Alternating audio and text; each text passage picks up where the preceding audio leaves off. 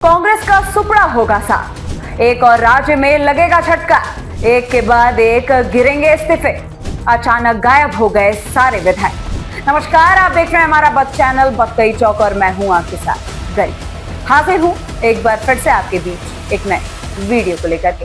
दोस्तों, बिहार की सियासत में आज एक ऐसा तूफान उठा है कि कांग्रेस के बड़े बड़े रणनीतिकार भी सदाकत आश्रम में बैठ करके सिर्फ माथा पकड़ रहे हैं, क्योंकि मकर संक्रांति के दिन कांग्रेस की सबसे बड़ी परंपरागत दही चूड़ा दावत है। लेकिन इसी दावत ने कांग्रेस की हालत ऐसी कर दी कि पार्टी के अंदर टूट टूट की आवाज गूंजने लगी। अब सवाल ये नहीं उठेगा दोस्तों कि आखिर दही चूड़ा किसने खाया, सवाल यहाँ ये है कि आखिर कांग्रेस के सारे विधायक कहाँ गायब हो गए। और अगर ये खबर सही निकल गई तो बिहार में कांग्रेस का सिर्फ चेहरा ही नहीं बल्कि पूरा का पूरा अस्तित्व ही मिट्टी में मिल सकता है। आइए आपको हम पूरा मामला समझा दें।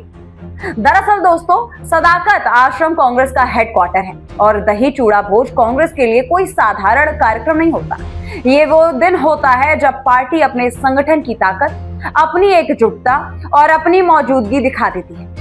कार्यकर्ताओं के लिए एक भावनात्मक आयोजन होता है जहां नेतृत्व सामने आता है, विधायक सांसद आते हैं, फोटो होते हैं, बयानबाजियां होने लगती हैं और फिर मीडिया को एक संदेश जाता है कि कांग्रेस बिहार में संगठित। लेकिन इस बार दोस्तों तस्वीर उल्टी निकल गई। बिहार कांग्रेस के जिन 6 विधायकों को पार्टी का पूरा आधार कहा जाता है, वही 6 विधायक गायब हैं। और यही बात अब बिहार की राजनीति में टॉक ऑफ द टाउन बन चुकी है कि क्या कांग्रेस के ये जो विधायक हैं अब एनडीए का रास्ता पकड़ने वाले हैं।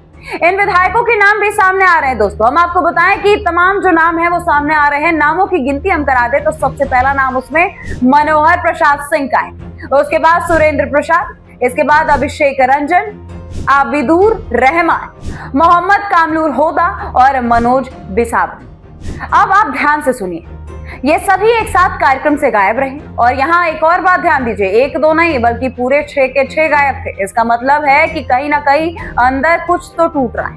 कांग्रेस इसे अफवाह कह रही है। कांग्रेस के प्रदेश अध्यक्ष राजेश राम के सामने आए और बोले कि विधायक किसी दूसरे काम में व्यस्त रहे होंगे, पार्टी एकजुट है और विरोधी अफवाह फैला रहे। लेकिन दोस्तों, राजनीति में सिर्फ बयान मायने नहीं रखते और इसका असली मायने ये रखता है कि आखिर घटनाक्रम क्या हुआ है। और दोस्तों, ये घटनाक्रम है कि पार्टी का सबसे बड़ा परंपरागत कार्यक्रम और विधायक इसमें नदारद दिखे। अब इसमें एक और परत है जो हम आपको खोल करके दिखाते हैं। दरअसल वो परत बहुत ज्यादा महत्वपूर्ण है। खबरों के मुताबिक ये कोई पहली बार नहीं हुआ है, पिछले 2 हफ्ते में ये दूसरी बार है जब कांग्रेस के कुछ विधायक पार्टी के कार्यक्रम से दूर। इससे पहले भी प्रदेश अध्यक्ष की बुलाई एक बैठक में कुछ विधायक जी गायब रहे, जिसमें मनरेगा का नाम बदलने जैसे मुद्दे पर चर्चा होनी थी। अब अगर बार बार विधायक पार्टी की बैठक से दूर रहे तो पार्टी के कार्यक्रमों से कटे और खास करके एकता दिखाने वाला जो आयोजन है वहां से वो लोग गायब हो गए, तो इसका अर्थ क्या निकलेगा? इसका अर्थ दोस्तों यही निकलेगा कि पार्टी के भीतर असंतोष बढ़ चुका है और असंतोष जब संगठनात्मक हो जाए तो उसका अंजाम अक्सर राजनीतिक टूट होता है। अब यहाँ सवाल उठेगा कि बिहार में कांग्रेस के विधायक पाला बदलने का सोच क्यों रहे, और यहीं पर असली तस्वीर सामने आएगी। बिहार के पिछले विधानसभा चुनाव में कांग्रेस ने 61 सीटों पर चुनाव लड़ा था, लेकिन जीत सिर्फ 6 सीटों पर मिली, यानी कि 61 में से सिर्फ 6। और ये आंकड़ा अपने आप में बता देता है कि बिहार में कांग्रेस की स्थिति क्या है। कांग्रेस बिहार की राजनीति में बड़ी पार्टी नहीं रह गई बल्कि एक सिमटी हुई पार्टी बन चुकी है। अब आप जरा सोचिए, एक विधायक जब अपने क्षेत्र में जाता है, जनता उससे सड़क के बारे में पूछती है, नौकरी के बारे में पूछती है, योजनाओं का लाभ पूछेगी, थाने की स्थिति पूछती है, अस्पताल का जायजा लेने को कहती है, स्कूल पूछेगी। जनता ये नहीं पूछेगी कि आपकी पार्टी दिल्ली में क्या कर रही है, जनता पूछती है कि आपने यहाँ क्या करवाया। और विधायक अगर ऐसी पार्टी में है जिसके पास ना सरकार है, ना ताकत है, ना सिस्टम तक पहुंच, तो विधायक के लिए अपने इलाके में काम कराना मुश्किल हो जाता है और यहीं से विधायक के मन में भविष्य का डर जो है वो पैदा होने लगता है। राजनीति में ये सबसे बड़ी सच्चाई है दोस्तों कि नेता वही जाता है जहां उसे भविष्य दिखाई देता है। अब बिहार में एनडीए का संगठन मजबूत है, एनडीए के पास सत्ता का ढांचा है, एनडीए के पास प्रशासनिक पहुंच है और बीजेपी का बूथ तक नेटवर्क तेज है। दूसरी तरफ अगर कांग्रेस की बात करें तो कांग्रेस की बिहार यूनिट में स्पष्ट नेतृत्व का अभाव दिखाई देने लगा है। गुटबाजी की चर्चा रहती है और पार्टी का सियासी वजन लगातार घटता चला जा रहा है। तो विधायक इसमें सोचने पर भी मजबूर हो गए कि अगर हम 5 साल विपक्ष की कमजोर भूमिका में रह गए तो अगला चुनाव हम आखिर कैसे लड़ेंगे, और अगर जनता नाराज हो जाएगी तो हमारी सीट भी चली जाएगी। यही वजह है दोस्तों कि इस तरह की खबरें बिहार की राजनीति में जगह जगह तमाम तरह की ऐसी खबरें उठा दे रही हैं, जहां ये पता चल रहा है कि कांग्रेस के विधायक एनडीए के संपर्क में, या यूं कहे कि एनडीए के नेताओं के साथ उनकी बातचीत हो रही है। इसी बीच एनडीए के घटक दलों की तरफ से भी बयान आए।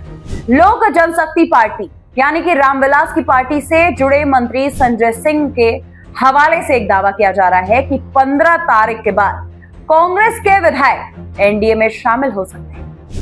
अब कांग्रेस इसे अफवाह बता रही है दोस्तों, लेकिन राजनीति में अफवाह भी यूं ही तो नहीं उड़ती।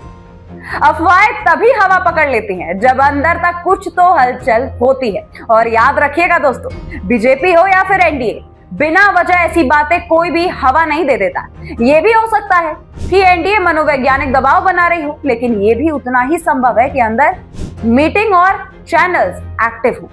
और सबसे बड़ा सस्पेंस यही है दोस्तों कि बीजेपी को बड़ी खबर का इंतजार क्यों कहा जा रहा है, क्योंकि अगर बिहार में कांग्रेस के सारे 6 विधायक ही इधर से उधर हो गए, बिहार में कांग्रेस का असल में खेल खत्म समझिए।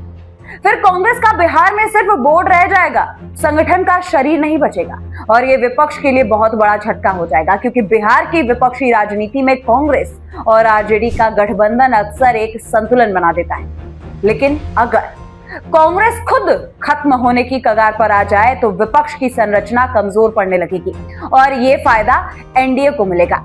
ये सिर्फ नंबर गेम अब नहीं रहा, ये असल में एक मोरल गेम भी जब एक पार्टी के विधायक छोड़ते हैं तो ये संदेश जाता है कि पार्टी कमजोर हो रही है, और जब संदेश जाता है तो कार्यकर्ता भी टूटने लगते हैं, नेता भी अब उसमें डगमगाने लगते हैं, और जनता का भरोसा भी यहाँ खटक जाता है। अब यहाँ एक और राजनीतिक पहलू है। बीजेपी के नेता रामकृपाल यादव ने भी संकेत दिया है कि सिर्फ कांग्रेस ही नहीं बल्कि आरजेडी के भी कुछ विधायक एनडीए की ओर बढ़ सकते हैं।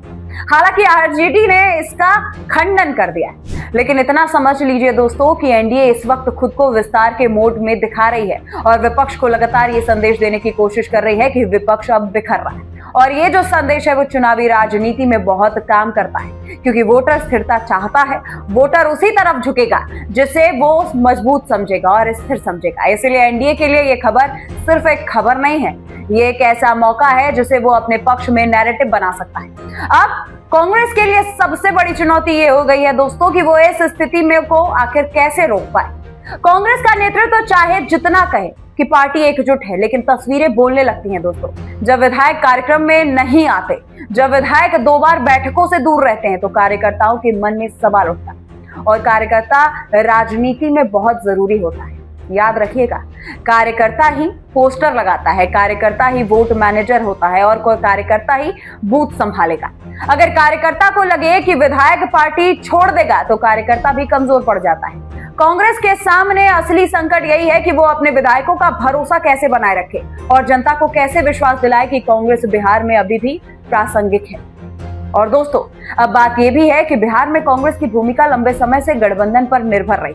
कांग्रेस अक्सर आरजेडी के साथ तालमेल में चलती आ रही है, लेकिन जब कोई पार्टी अपनी स्वतंत्र पहचान नहीं बना पाती तो उसके नेताओं में भी असुरक्षा पैदा होने लगता है। नेता ये सोचने पर मजबूर हो जाता है कि यहाँ सिर्फ नाम का हूं मैं, फैसला कोई और ले रहा है और मैं यहाँ पे क्या कर रहा हूँ। ऐसे में नेता विकल्प खोजने लगते हैं। यही वजह है कि बिहार में कांग्रेस का संकट सिर्फ 6 विधायकों का संकट नहीं है, ये संकट है पहचान का, नेतृत्व का और दिशा का। हम आपको बताएं कि आगे आखिर क्या रुख होगा, तो आगे इन 3 चीजें हो सकती हैं। सबसे पहले इसमें ध्यान दीजिए कि सबसे पहले तो विधायक सच में एनडीए में शामिल हो जाएंगे और कांग्रेस का बिहार में अस्तित्व लगभग समाप्त हो सकता है। दूसरी तरफ कांग्रेस तुरंत दिल्ली से बड़े स्तर पर हस्तक्षेप करेगी, कोई बड़ा संदेश दे देगी, या तो विधायकों को मना या फिर संगठन में बड़े बदलाव कर सकती है। तीसरा ये हो सकता है कि ये सारी चर्चाएं सिर्फ दबाव की राजनीति हो और विधायक पार्टी में रहते हुए भी अपनी सौदेबाजी मजबूत करें। लेकिन इन तीनों में एक चीज कॉमन है, कांग्रेस कमजोर नजर आएगी, क्योंकि जब एक बार टूट की खबर हवा में आ जाती है तो पार्टी को डैमेज कंट्रोल के लिए बहुत बड़ा कदम उठाना पड़ता है। और यही वजह है कि बिहार की राजनीति में आज जो माहौल है उसमें कांग्रेस की मुश्किलें बढ़ती दिखाई दे रही है और एनडीए के चेहरे पर आत्मविश्वास नजर आ रहा है। बीजेपी समर्थक खेमे में इस खबर को ऐसे देखा जा रहा है कि अब बिहार में विपक्ष बिखरने वाला है और विपक्ष खेमे में इसे ऐसे देखा जा रहा है कि कांग्रेस को अपनी पार्टी बचानी है। यानी एक तरफ एनडीए अवसर देख रही है तो दूसरी तरफ कांग्रेस संकट से जूझ रही है। तो दोस्तों, आज का सबसे बड़ा सवाल यही है कि क्या बिहार कांग्रेस अपने 6 विधायकों को बचा पाएगी या फिर बिहार में वो दिन आने वाला है जब कांग्रेस की विधानसभा मौजूदगी शून्य हो जाएगी। अगर ये 6 विधायक भी हाथ से निकल गए तो बिहार में कांग्रेस का राजनीतिक असर सिर्फ प्रेस कॉन्फ्रेंस तक सीमित तो रहने वाला नहीं है और ये वही कांग्रेस होगी जो कभी बिहार की राजनीति में प्रभावशाली मानी जाती थी लेकिन आज अपने अस्तित्व की लड़ाई लड़ रही है।